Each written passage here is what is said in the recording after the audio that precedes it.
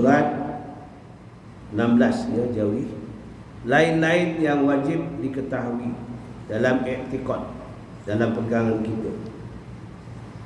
Demikianlah lagi wajib ke atas setiap orang mukallaf yang akil balik, ya, yang sempurna akil balik.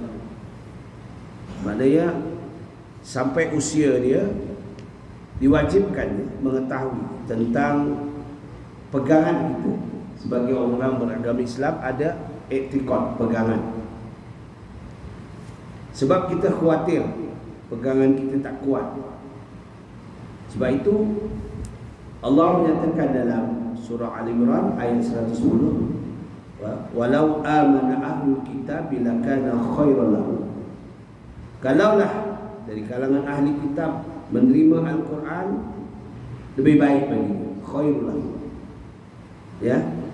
Tapi ramai minhumul mu'minuna wa aksaruhumul fasiqun. Ramai di kalangan orang mengaku beriman tapi fasik. Apa sebabnya?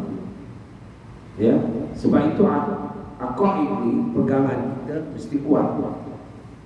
Mempertauhidkan Allah. Dalam iman yang 6 itu, pertama mentauhidkan Allah dengan kalimat syahadah. Yang kedua, meletakkan diri kita untuk setiap masa menghadap kepada pencipta kita dengan mengadakan solat 5 waktu dan diperuntukkan kepada umat Nabi Muhammad SAW. Yang ketiga, kita wajib mengeluarkan sebahagian daripada bahagian harta yang Allah kurnia kepada kita itu kepada orang yang berhak, itu nama zakat. Ya, 3 perkara ini mesti kita ada. Pertama dinamakan syahadah, kedua dinamakan penyembahan, yang ketiga dinamakan pengeluaran bahagian rezeki yang Allah bagikan, diagihkan kepada orang yang berhak daripada 8 asnaf. Ya, taklah semua 8 asnaf kita boleh bagi, separuh asal dalam bahagian 8 asnaf. Ya, jadi tanggungjawab kita. Ini namanya aqaid, pegangan kita. Sebab iman itu ada 6, tetapi dibahagikan kepada 3 kaedah. Pertama, ikrar, pengakuan kita dengan lidah kita menyebut kalimah la ilaha illallah Muhammadur Rasulullah, seperti baca oleh imam tadi. Itu untuk mentauhidkan diri. Ikrar lisan, mana menyebut dengan lidah. Hati kita menerima, ya, hati kita menerima, bitasdik biqalbi, hati kita, apa yang kita lapas tu hati kita menerima. Wa ta'alu bil arkan, melakukan rukun-rukun yang dibantukan oleh Allah Taala. Ini yang benar. Ini yang penting dalam kehidupan kita tentang aqaid. Pertama, mengetahui dan mengiktikadkan bahawasanya Allah Subhanahu Wa Taala itu membangkitkan Nabi yang buta huruf, ummi. Allah memang pilih para Nabi dan Rasul ini memang kalangan yang buta huruf. Kalau dia tak pandai, tak cari yang pandai-pandai, yang dah boleh baca masuk universiti, tak boleh. Tapi kalau kita hari ini tak cari pemimpin, mesti yang pandai. Oh, ini dunia mutakhir. Rasulullah SAW, para rasul, utamanya Nabi Daud, Nabi Musa, Nabi Isa, baginda Nabi Muhammad SAW, keempat ini adalah Nabi yang memang ummi, yang buta huruf, tak boleh menulis, tak boleh membaca. Apa halnya dia nak jadi pemimpin, tak boleh menulis, tak boleh membaca? Kerana bil hikmati hasanah, dikhawatiri kalau nak wahyu diberikan kepadanya sangkaan buruk daripada orang-orang kafir, itu mesti kerekaan dia. Sedangkan Al-Quran itu datangnya daripada Allah kepada para Nabi Rasul ini untuk menyampaikan kata pula, bagaimana dipilih orang yang ummi, tak boleh baca, tak boleh nulis? Allah lebih mengetahui. Bila dia tak boleh menulis, tak boleh membaca, masyarakat tahu dia tak boleh menulis, tak boleh membaca, maka masyarakat akan menerima bahawa semua itu bukan rekaan dia. Al-Quran bukan rekaan Nabi Muhammad SAW. Kitab Taurat bukan rekaan Nabi Musa. Kitab Injil bukan rekaan Nabi Isa AS. Kitab Zabur bukan rekaan Nabi Daud AS. Wahyi yang sampai kepadanya diterima dan disampaikan kepada umatnya. Ya. Jadi umatnya, oh hebat, ini bukan ciptaan dia, ini bukan rekaan dia, ini rekaan daripada Allah Subhanahu Wa Taala. Baginda hanya menyampaikan. Walau bagaimanapun baginda diajar oleh Allah Taala melalui malaikat yang bernama Jibril AS, merupakan guru.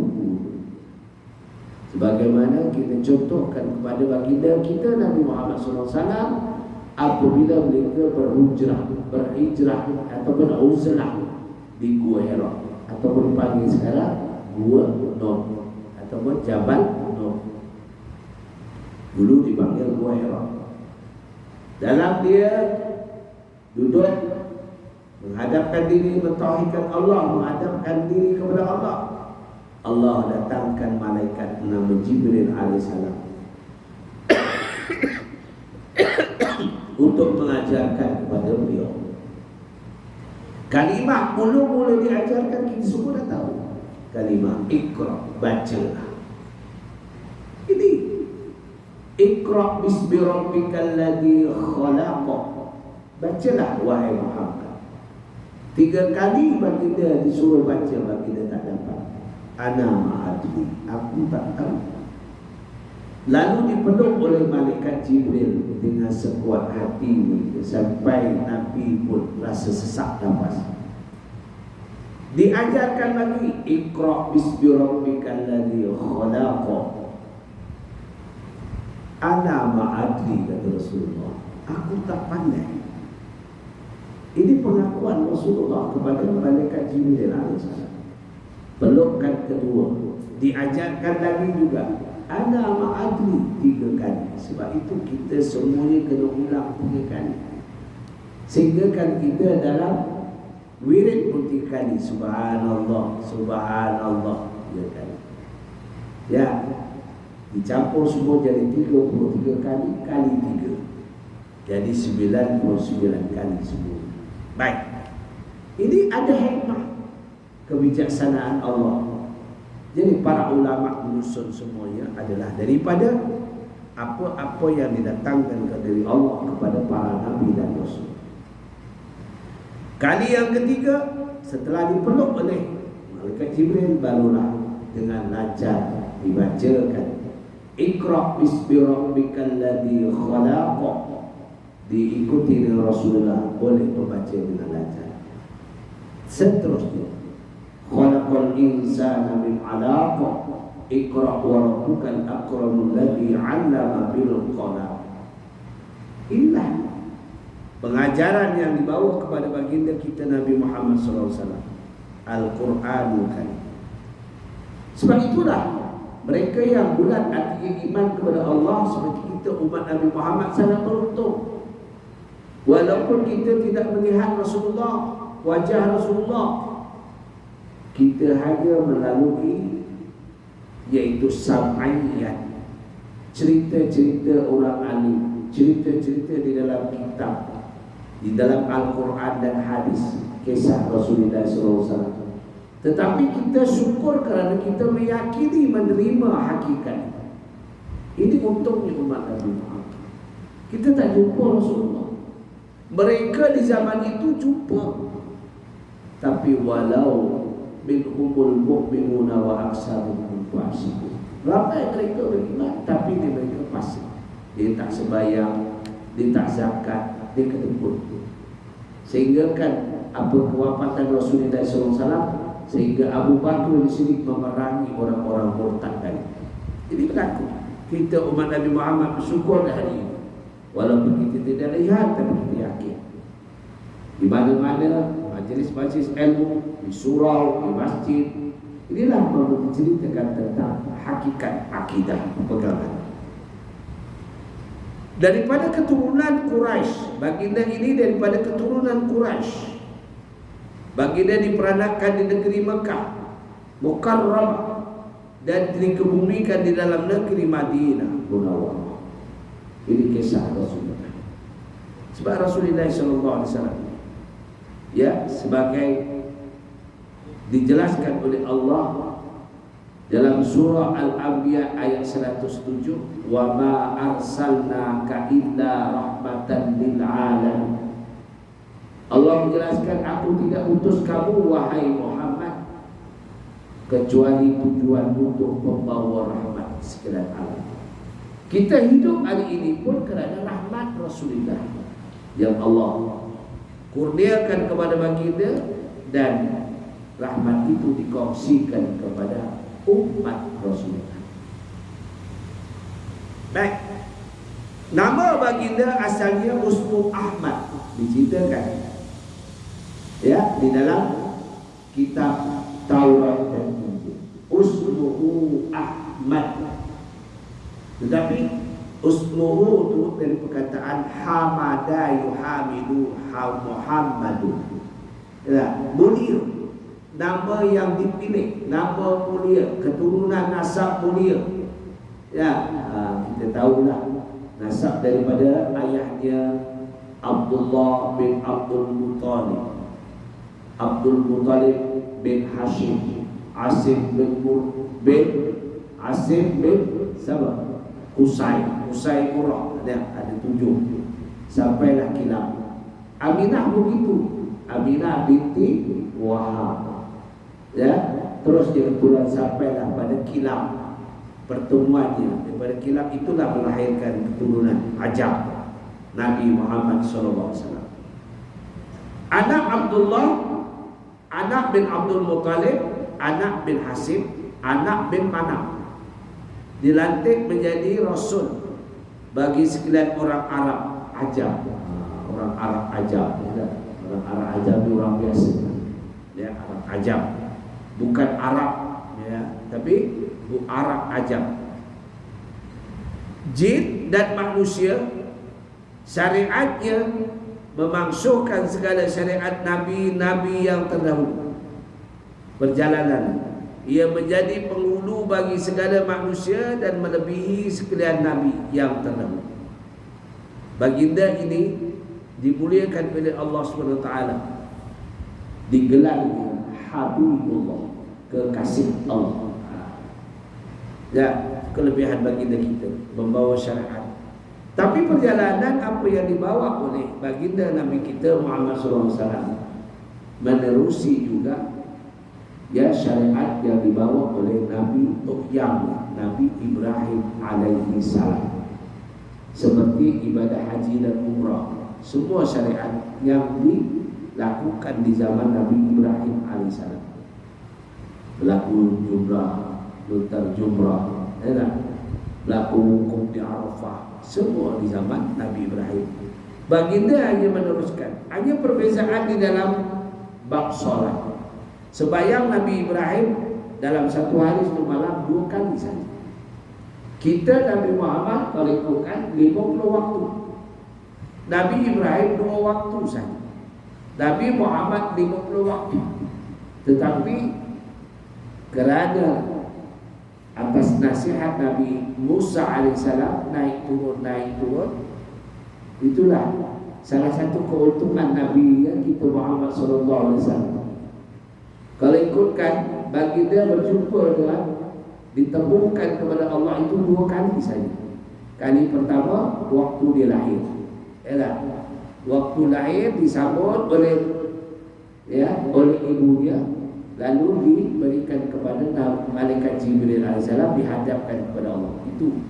Ini lebihnya Nabi Muhammad SAW. Lahir baginda tidak seperti lahirnya kita. Kita lahir saja ada darah lipas. Baginda bersih. Dan baginda lahir sudah bersunat. Allah Rabbi. Kita ni 7 tahun, 8 tahun kena sunat sendiri. Alah, saya pun umur 15 tahun baru saya pergi bersunat. Pergi sendiri, oi. Saya bangun jumpa orang yang nak bersunat, pergi tolong intan. Nak apa dia? Saya nak bersunat. Dah besar baru nak bersunat. Habis tak ada yang bawa, anak yatim piatu, pergilah sendiri naik bas. Naik bas, balik pun naik bas dengan pakai kain. Orang tengok gede pakai kain. Malu je saya. Tapi sebab nak bersunat, pergilah perlintan. Pergi klinik kerajaan. Kenalah RM10 je. RM10. Tak adalah selawatan pun. Sampai orang bersunatkan tu, dah besar bersunat. Tak boleh lantuk. Pergilah sendiri. Cuba yang akan naik bas. Bas zaman tu aircon pun tak ada. Kedek. Bas pakai datuk warna hijau putih. Kedek. Allah. Kita pakai kain pun tu. Tak apalah. Itu cobaan. Allah dah yatim piatukan kita. Itu kuasa Allah. Tapi alhamdulillah. Jadi baginda tidak lahir sudah bersunat. Allah. Dibawa oleh malaikat Jibril, dihadapkan kepada Allah Subhanahu wa taala di Sidratul Muntaha. Jadi sejarah baginda Rasulullah sallallahu alaihi wasallam. Bila Mi'raj pula, baginda Nabi Muhammad bukan sekali berjumpa dengan Allah. Kali pertama Mi'raj menerima tugasan solat sembahyang 50 waktu. Bayangkan kalaulah tak adalah Nabi Musa memberi pandangan, Nabi tak naik turun rasanya, kita tak sempat kahwin tu. 50 waktu, mana nak makan, mana nak kahwin, mana nak apa semua. Sekejap-kejap azan, sekejap-kejap azan. Allah Rabbi. Tak sempat kita nak berkeluarga pun tak sempat. Sedangkan 5 waktu pun ramai yang tak pedulikan surau masjid, azan di laut. Ini 50 waktu. Tapi itu hikmatul hasanah. Ya, satu hikmah yang cantik. Jadi baginda pun terima pandangan Nabi Musa naik turun. Tapi ada hikmahnya, baginda bertemu dengan Allah Subhanahu wa taala berkali-kali sampailah Allah memberi terus 5 waktu kepada umat Nabi Muhammad sallallahu alaihi wasallam sebagai satu tugas. Tetapi bukan 5 saja, tetapi ganjarannya sama 50 waktu. Allahu hebat. Sedikit amalan ganjarannya sama seperti 50 waktu. Ini untungnya umat Nabi Muhammad, ya, yang diberikan kepada kita. Baik. Yang kedua, membenarkan Nabi Muhammad SAW setiap yang dikhabarkannya daripada Allah Ta'ala, sama ada perbuatannya dunia dan akhirat. Dan iman seseorang tidak akan diterima melainkan ia membenarkan apa yang dikhabarkan oleh baginda. Kita kena terima. Kita terima apa yang dibawa oleh baginda Nabi Muhammad itu sebagai pengakuan kita, yaitu melaksanakan ibadah yang diberikan kepada baginda Nabi Muhammad SAW, yaitu 2 perkara. Ini kan Nabi Muhammad didatangi satu ketika oleh malaikat Jibril. Di dalam kitab Matan Arba'in ada, di dalam kitab Ahli Sunnah wal Jamaah pun ada, ya. Di dalam kitab Minhajul Abidin pun ada. Ya. Apa ni? 3 soalan malaikat Jibril kepada baginda. Khabarni ya Muhammad makna iman. Pertama. Lalu yang kedua, khabarni ya Muhammad makna Islam. Khabarni ya Muhammad makna ihsan. 3 perkara soalan ini. Al-iman sittah. Iman itu ada 6. Ya. Yaitu al-iman ilallah wa imanu pada malaikat, al-iman pada Rasul, iman pada kitab, iman pada hari kiamat, iman pada untung baik, dan sebaliknya kepada kita umat Nabi Muhammad 6 perkara dibahagikan kepada 3 bahagian: iqrar bil lisan wa tasdiq bil qalbi wa taf'alu bil arkan. Menyebut dengan lidah syahadah. Tak boleh kita dalam hati saja kita syahadah asyhadu an la ilaha illallah wa asyhadu anna muhammadar rasul.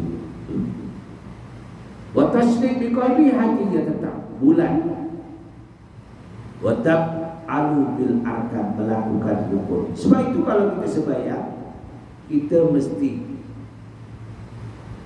tetap dalam hati kita mengakui aku menunaikan sembahyang ini kerana Allah. Itu wa tasdiq bil qalbi. Di dalam qalbi kita ada apa? Di dalam hati kita ada mata hati. Panca indera kita di luaran, tetapi hati kita ialah mempunyai mata hati. Ya, itu sabit bikol. Baik, jelas. Jadi oleh itu baginda Nabi Muhammad SAW mengenai pengkhabaran selepas kematiannya, seperti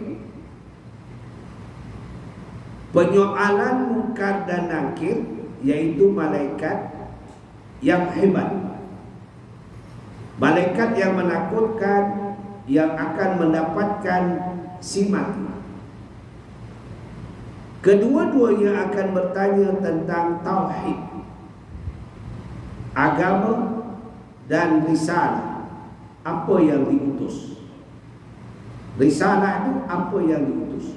Sebab itu kita belajar tauhid dulu sini kan. Risalah tu tauhid, ada kita belajar. Banyak harta di sini dah risalah tauhid. Sekarang asas akidah. InsyaAllah kalau kita ni peringkat dah akhir ni, asas akidah. Kalau dipanjangkan usia, ya, kita sambung dengan ahli sunnah wal jamaah. Banyak dan tauhid. Ya, baik. Jadi dijelaskan ini perkara-perkara yang menakutkan. Kerana malaikat munkar nakir ini ada satu malaikat yang ditugaskan untuk menemui orang yang menerima kematian. Dan di alam baqah kita akan sendiri balik. Sebab kita tidak mempunyai 4 alam tau. Alam rahim, ya, roh kita ni ada mungkin 3 alam. Pertama alam rahim, dalam rahim ini, ya. Kedua alam dunia, ya. Alam dunia kita ni luas. Alam rahim sempit, cubalah kena dalam rahim ini. Nak goncang pun tak boleh semua. Alam luas, iaitu alam dunia.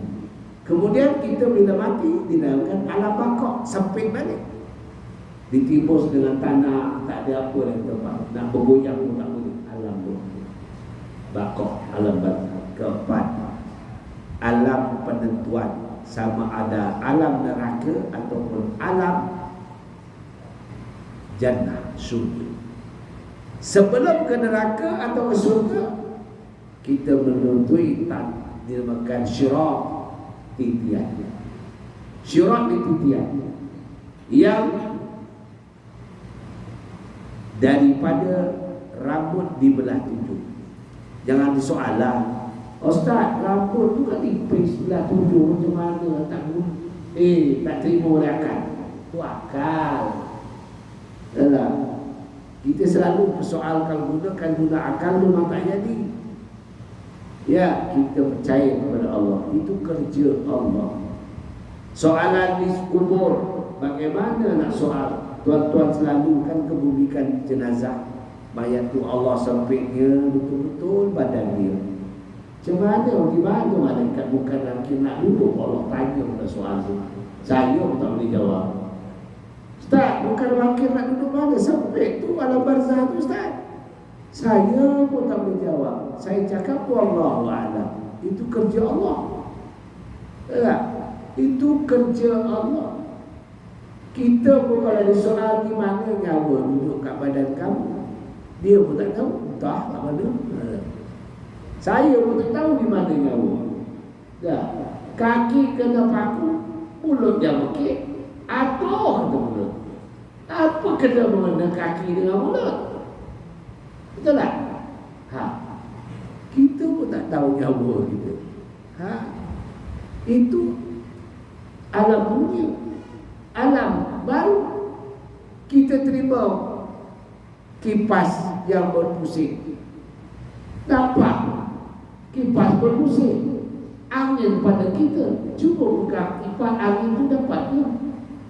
Siapa pun takkan boleh pegang angin.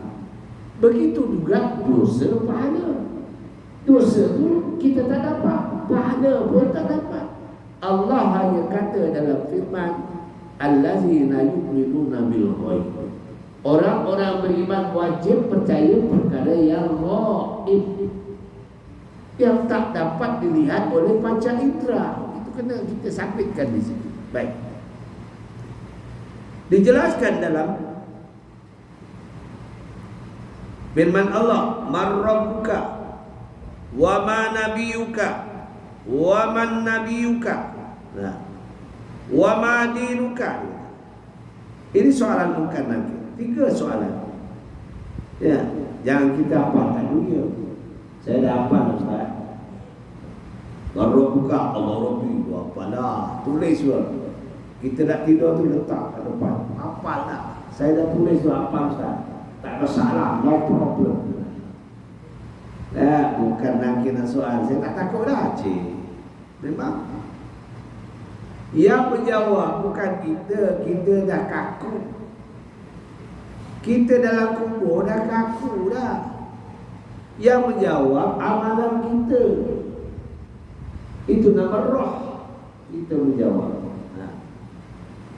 Baik, itulah kita kena letakkan.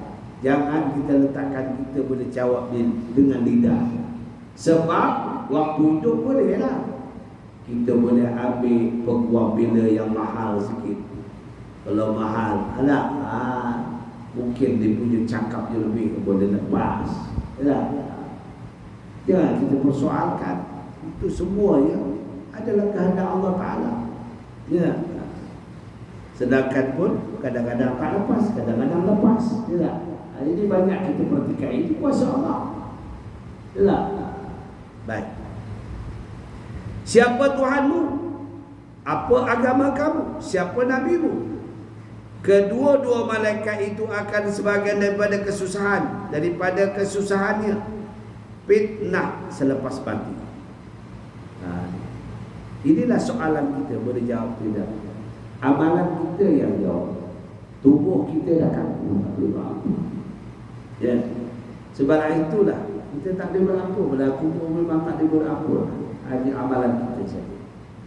Yang ketiga, mempercayai adanya siksaan kubur. Itu kita percaya. Ini berlaku. Ya. Nak menunjukkan baginda Nabi Muhammad itu pembawa rahmat. Satu ketika baginda bersama sahabat melalui perkuburan. Didengar oleh baginda jeritan daripada orang dalam kubur kerana kesakitan. Kesalahannya sedikit. Nabi tahu apa kesalahan. Ya, ini sebagai satu iktibar. Baginda berhenti mengambil kepada daun kurma, dipacakkan di atas pusat. Lalu terdiamlah suara yang menjerit itu tadi, kesakitan. Lalu sahabat bertanya, apa cerita ini ya Rasulullah? Sahabat disuruh tanya. Ini memang kerja sahabat, tanya. Apa ni ya Rasulullah? Dia kata, daun-daun yang ada yang hidup di dunia ini adalah sentiasa bertasbih kepada Allah. Hanya tidak didengarkan kepada kita, tuan-tuan. Saya kalau dengar, saya pun takut nak lalu. Ya, daun-daun yang lalu kenang itu subhanallah walhamdulillah. Tak lalu saya. Tobat tahun nak lalu tu. Takut. Tapi tidak diperdengarkan kepada kita. Hanya diceritakan. Sebab itu sesuai dengan ayat tadi dalam ayat 107 surah Al-Anbiya, wa ma arsalnaka illa rahmatan lil alamin. Kami utus kamu wahai Muhammad adalah pembawa rahmat sekalian alam. Itulah. Lalu dipanjatkan daun kurma tadi, terdiamlah jeritan daripada pusara atau dalam kubur. Sahabat bertanya, apa halnya ya Rasulullah? Itulah, ya, kita ni manusia kadang-kadang silapan kita dalam menekan ibadah. Kadang-kadang kita ni masuk ke dalam tandas, kita tak berdehem lepas kita buang air kecil atau buang air besar.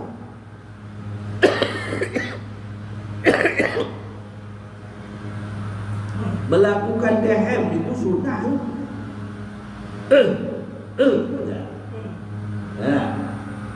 Tapi kita merokok pula, Allah. Bila masuk dalam tandas merokok, bukannya dehem. Tambah ramai pula syaitan-syaitan masuk. Kerana syaitan itu dicipta daripada asap. Ya, disuka. Jadi gangguan. Baik. Dalam kuburan itu, orang-orang yang melakukan maksiat dan kesenangan di dalam dunia, kubur bagi orang yang beribadah, dan sesungguhnya sekalian itu adalah benar. Jika Allah SWT menyiksa orang yang berbuat maksiat, maka itu adalah dengan keadilan Allah. Dan jika Allah Ta'ala memberi kesenangan, duduk dalam kubur, istirahat, waj'alil mauta rahatan min kulli syarr, tak ada persoalan. Malaikat pun tengok kita diam, tidur sampai hari kiamat, relax. Malaikat tak soal. Kata bukan nakir, tak sahlah dia soal. Dia dah letih kat dunia beribadah, beramal kerana Allah. Biar dia tidur sampai hari kiamat. Ini adilnya Allah. Kerana Allah itu mempunyai sifat laisa ahsanil hakim. Tidak ada seadil Allah Ta'ala. Yang berbuat ketaatan, maka itulah dengan anugerahnya, kerana semua itu tiada satu pun yang wajib ke atasnya. Yang keempat, mempercayai al-mizan, yakni neraca di akhirat, yang mana segala amalan manusia akan ditimbang di dalamnya. Kita ni akan ditimbang. Ya, dacing tu taklah dacing. Dacing, bukan dacing UMNO ya. Ini dacing. Bukan dacing barisan, bukan, di dacing Allah. Dacing barisan tu lain. Dacing Allah. Timbangan al-mizan. Jadi akan ditimbang sama ada diri pahala sini dosa. Kalau dia berat kepada pahala, alhamdulillah. Kalau berat kepada dosa, wallahu a'lam. Dia akan memberi. Ketika itulah dia akan bagi. Kalau dia mengulurkan video kita guna tangan kiri, dia lah alamat. Sabar je lah. Kalau dia mengulurkan pada tangan kanan kita, tanda baiklah. Yalah. Inilah ya, satu. Yang kelima, mempercayai titian syiratal mustaqim, di atas neraca atau neraka jahanam. Ini bawah neraka, ada 7 lapis neraka. Sana surga, sini apa? Padang mahsyar. Di neraka. Bawah ada neraka. Neraka yang ketujuh itulah bala yang diambil oleh Ababil untuk dilontarkan kepada Abraham. Neraka yang ketujuh, bayangkanlah yang ketujuh dalamnya. Satu neraka tinggi sebangunan ini, satu neraka. Wallahu a'lam. Ulama kata setinggi mana? 7 hasta, satu neraka, 7 neraka, 7 hasta. 7 hasta tinggi mana? Pokok kelapa lah. Satu neraka, antara neraka 1, 2, 3. Yang atas tu tak berapa panas, yang panas paling panas bawah sekali, yang ketujuh. Itu yang diambil oleh Ababil, burung Ababil itu dicampakkan kepada Abraham. Habis hancur pun. Ya. Baik.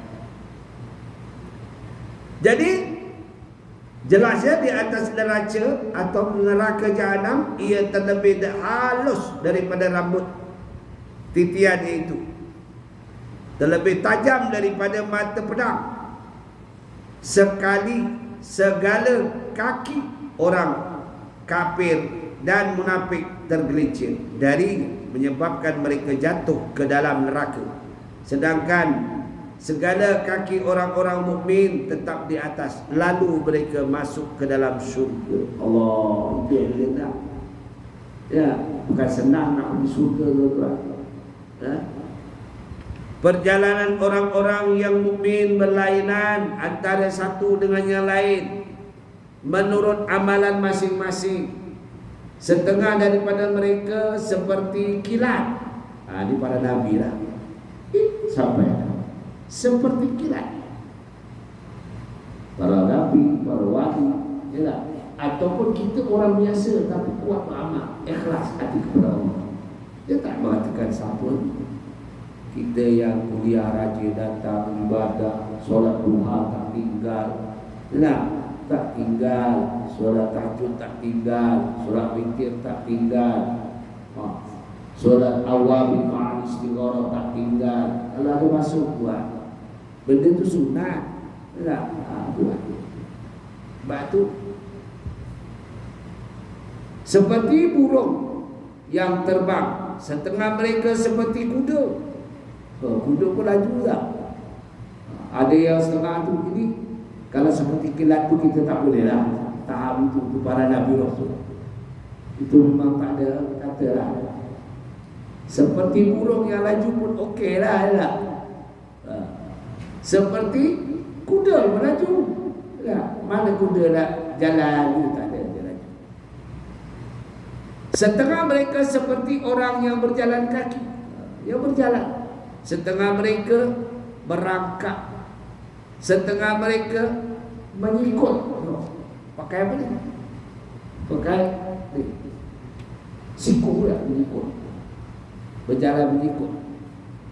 Demikianlah keadaan masing-masing sebab berlainan amalan semasa hidup di dunia. Tak sama.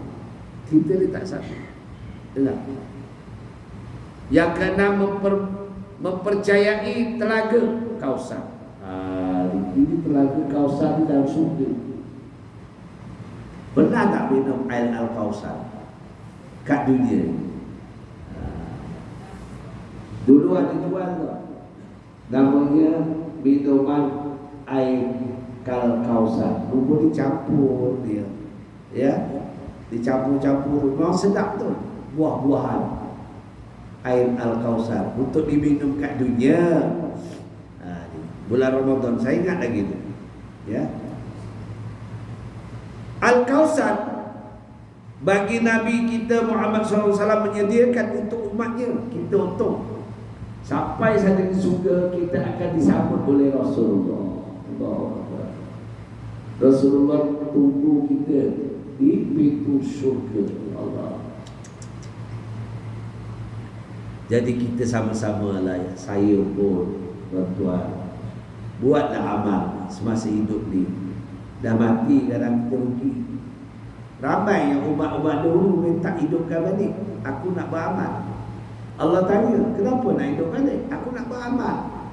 Aku nak buat apa yang diperintah. Mana dia dah mati boleh hidup pula untuk beribadah lagi. Ya, kecuali mati terkejut. Ya, atau mati tak mati lagi. Ada mana? Ya. Ada satu hamba Allah, dia dah mati, dimandi, dikapan. Sementara tunggu van tak datang-datang, oi, bekik dia. Pedih. Kenapa? Lah ada bagi kapan tu kan ada apa namanya?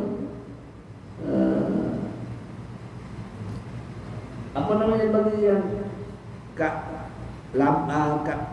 mata kita, apa namanya ni? Dalam kapan tu lah.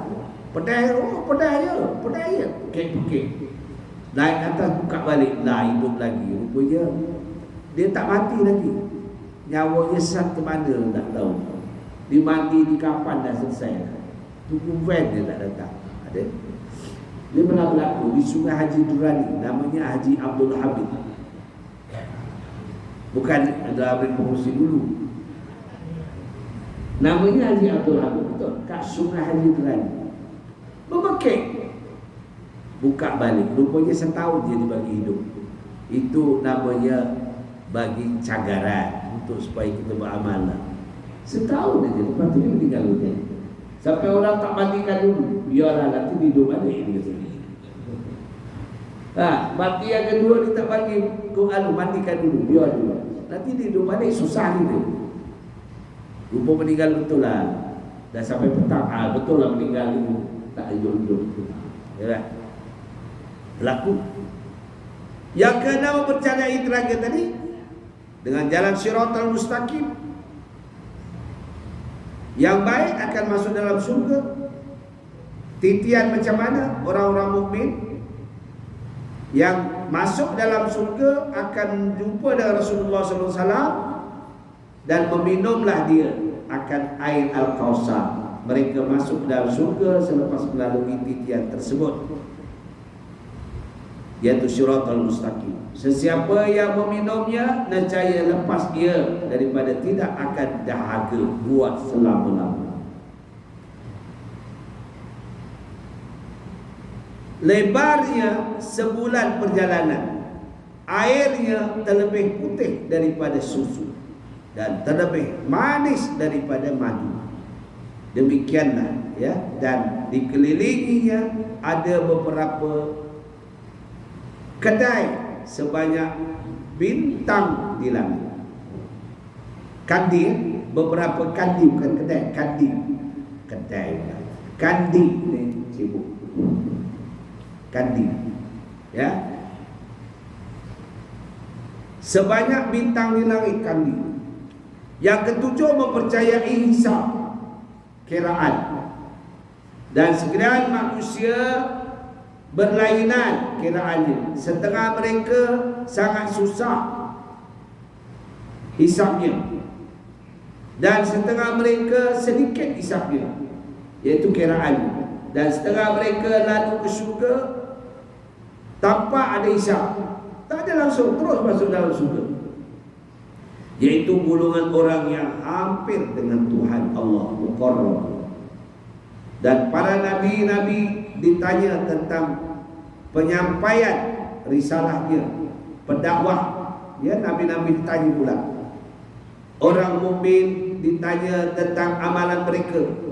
Orang bid'ah, orang yang bid'ah ditanya tentang agama, dan orang yang kafir ditanya tentang pendustaan terhadap segala rasul. Orang bid'ah, sikit-sikit bid'ah, itu bid'ah, ini bid'ah. Orang yang bid'ah pun ditanya Allah.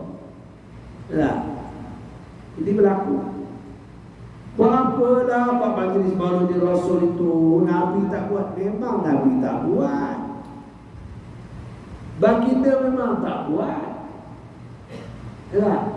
Tapi baginda menyantuni hari lahir dia. Tiap-tiap hari Isnin baginda berpuasa. Hari lahir dia, mengingati. Kita lahir juga, masing-masing tahu lahir kita. Baginda dilahirkan pada 12 Rabiul Awal tahun Gajah, belum ada hijrah lagi. Baginda diwafatkan 13 Rabiul Awal 11 hijrah. Ini baginda. Ya, dia tahu. Jadi 11 hijrah diwafatkan baginda. Yang ke-8 mempercayai bahawa sekalian orang mukmin yang mengasakan Allah Ta'ala dikeluarkan daripada api neraka selepas disiksa. Ini dia amalnya kurang, tapi sembahyang tetap 5 waktu, no. Tak pernah dia putih 5 waktu. Amalan-amalan sunat dikurang mungkin, tak? Seperti orang biasa, pergi sembahyang, balik, dengar kuliah. Ini amalan-amalan yang sunat ni. Dengar kuliah, tak? Menambah waj'alil hayata ziyadatan lana fi kulli khair. Banyak sedekah lah, menginfakkan duit masuk dalam tabung-tabung. Ini amalan yang luar daripada yang biarkan, yang ikut, ya. Ini pun ditulis oleh Allah Ta'ala. Jadi mereka-mereka yang begini, walaupun disiksa, akan cepat dikeluarkan daripada api neraka. Hingga dengan anugerah Allah Subhanahu Wa Ta'ala, maka tiada seorang pun orang mukmin yang tinggal di dalam api neraka, insya-Allah. Asal jangan tinggal di bawah itu modal. Yang lain itu penambahan. Yang ke-9, mempercayai syafaat segala rasul, selawat, salam, syafaat. At-tahiyyatul mubarakatus salawatut thayyibatu lillah. Muliakan, ya, memohon rahmat kepada Allah Ta'ala. Itu amalan yang baik, thayyibatu lillah, di sisi Allah. Ya, sallu alaika Allahu ya adnani ya Mustafa ya Saf wa rahmani. Mendapat rahmat Allah. Selawat apa yang dibaca oleh imam tadi, la ilaha illallah, la ilaha illallah, berzikir. Itu sebuah amalan-amalan yang mendatangkan syafaat kita. Kita berselawat, ya. Kalau boleh tiap malam kita selawat, tak boleh 1100 kali pun cukuplah. Selawat sebelum tidur. Habis pada surah Al-Mulk, kita nak tidur selawat. Tak banyak lah, mudah aja, 100 kali.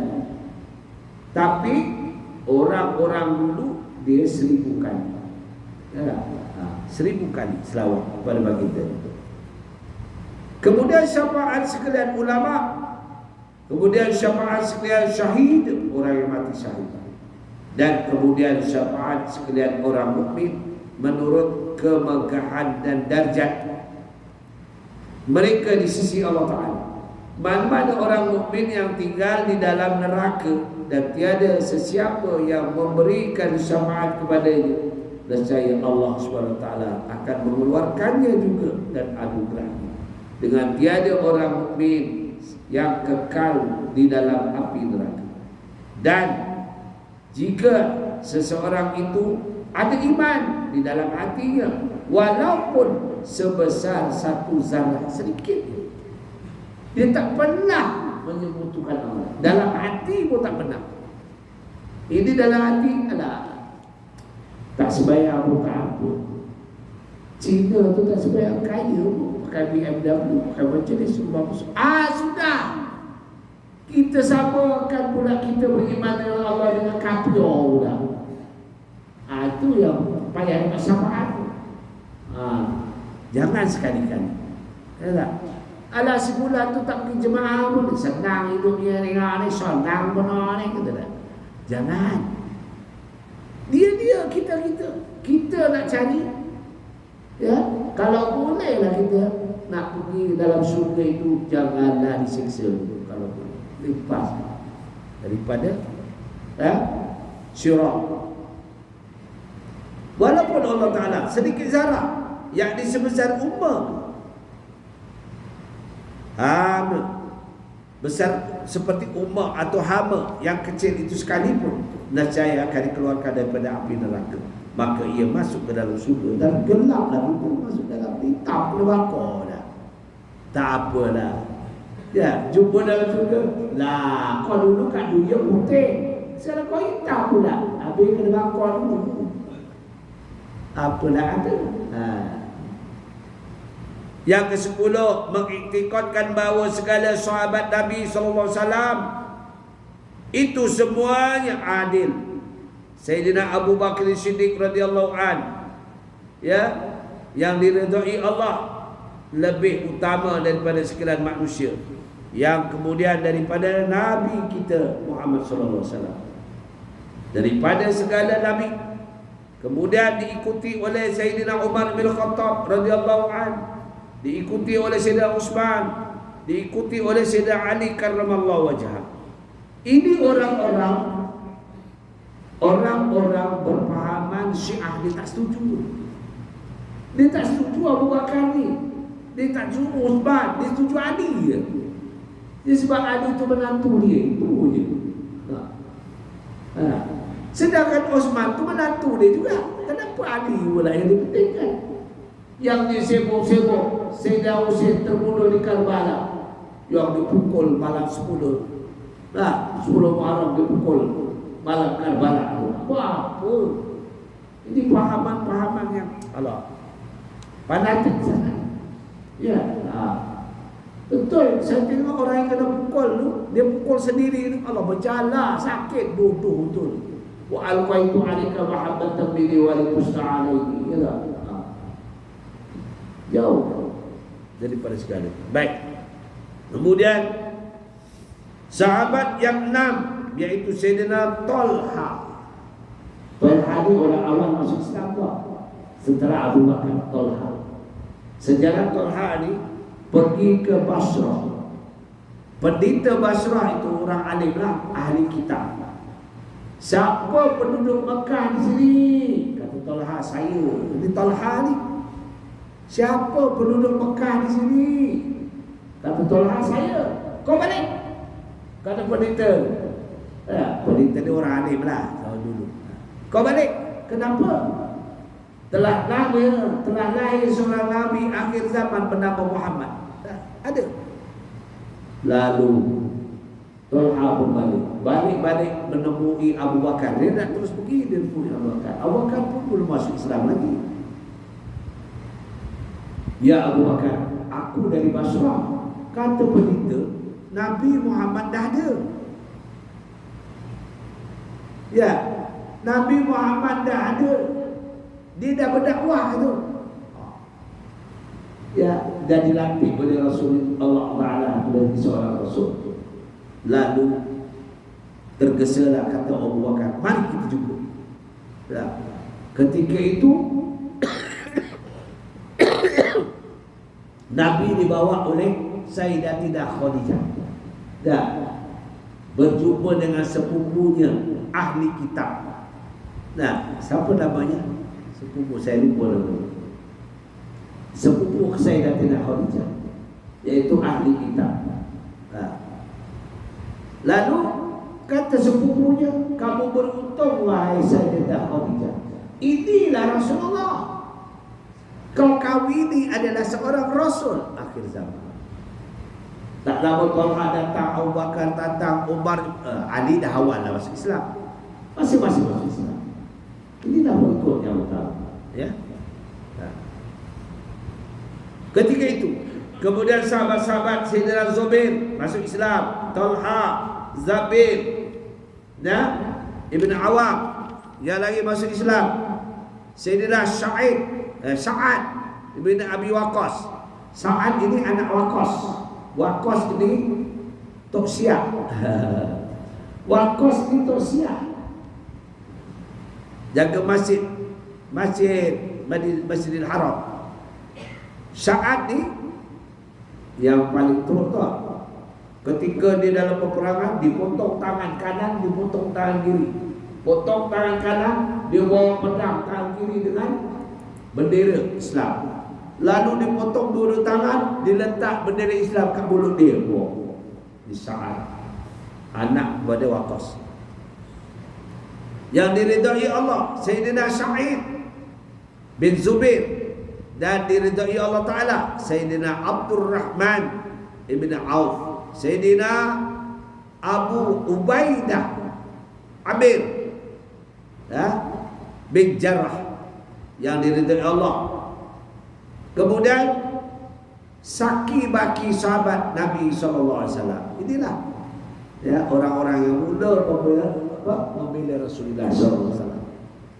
Sesiapa yang mengiktikad segala demikian itu dengan iktikad yang nyata, takyin dalam hati, nyata maksudnya takyin dalam hati, maka mereka adalah daripada kalangan ahli haq, yaitu i'tiqad ahli sunnah wal jamaah, terlepas daripada kaum yang sesat dan kaum yang bid'ah.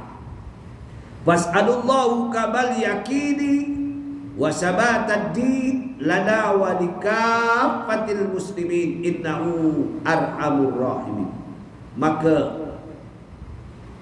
aku memohonkan kepada Allah Subhanahu wa taala keyakinan yang sempurna dan ketetapan dalam beragama bagi kami daripada seluruh orang-orang Islam. Sesungguhnya dia adalah yang maha penyayang. Habis kisah tentang etikot. Jadi kita jangan berubah etikot. Pegangan kita, etikot ni pegangan adi di Islam. Dekat itu wasiat, insya-Allah kita masuk akan datang berbuat taat dan ibadah yang zahir. Aku li qouli hadza astaghfirullahaladzim wa lakum wa billahi taufiq wal hidayah. Wassalamualaikum.